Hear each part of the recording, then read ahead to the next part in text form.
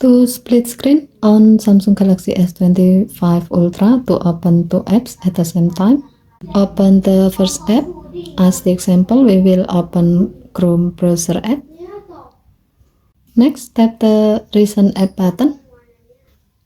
Tap the app icon, in this case, Chrome browser app. And then select open in split screen view. At the bottom section, select the second app. As the example, we will open gallery app. As you can see, now your phone screen has been split into two sections, letting you open two apps at the same time. While you are in the split screen view, you can do some action like adjust the window size of an app by dragging the blue handle above the app until it has the desired size. Swap the app position by tapping the three dot icon in the middle and then select switch window icon.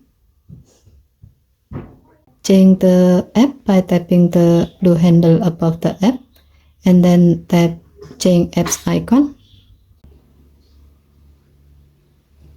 And then select the desired app to display. Or close the window of an app by tapping the blue handle above the app and then tap close icon. Okay, thank you for watching. Please help to like and subscribe. Have a nice day.